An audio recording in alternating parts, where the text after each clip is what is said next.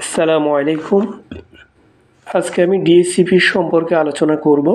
DSCP হচ্ছে dynamic host configuration protocol. এটি এমন একটি নেটওয়ার্ক প্রোটোকল যেটি কোনো একটি ডিভাইসকে অটোমেটিক্যালি আইপি অ্যাড্রেস প্রোভাইড করে থাকে। ডিএসসিপি সাধারণত ডোরা প্রসেসের মাধ্যমে আইপি অ্যাড্রেস প্রোভাইড করে। ডোরা প্রসেস হচ্ছে discover, offer, request, acknowledge.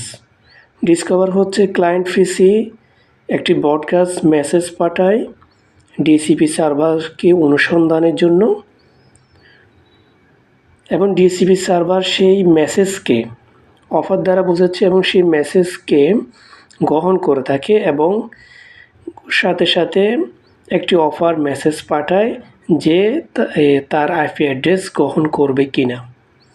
Request দ্বারা বোঝাচ্ছে এখানে ক্লায়েন্ট পিসি ডিসিপি সার্ভার যে আইপি অ্যাড্রেসগুলো যে অফার করেছে, ক্লায়েন্ট পিসি সেই অ্যাড্রেসগুলো গ্রহণ করে একটি রিকোয়েস্ট পাঠায় ডিএসসিপি সার্ভারের মধ্যে, এবং ডিএসসিপি সার্ভার ক্লায়েন্ট পিসির যে আইপি অ্যাড্রেস গ্রহণ করেছে তা রিকোয়েস্ট ক্লায়েন্ট পিসির সেই রিকোয়েস্ট তা অ্যাকসেপ্ট করে গ্রহণ করে এবং তাকে একটি নির্দিষ্ট আইপি অ্যাড্রেস বরাদ্দ করে দেয়।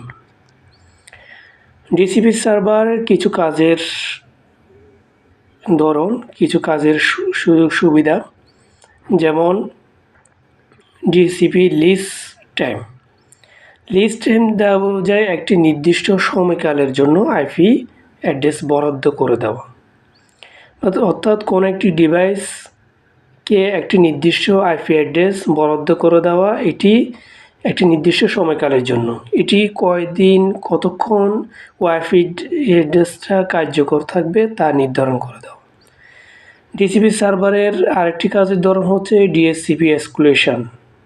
এখানে ডিএসসিপি এসকুলেশন দ্বারা বোঝাচ্ছে ডিএসসিপির যে আইপি রেঞ্জ আছে, যে নির্দিষ্ট আইপি রেঞ্জ বরাদ্দ করা থাকে, সেই নির্দিষ্ট আইপি রেঞ্জ বরাদ্দকৃত থেকে কিছু আইপি অ্যাড্রেস বরাদ্দ থেকে বাদ দেওয়া, এবং ওই আইপি অ্যাড্রেসগুলো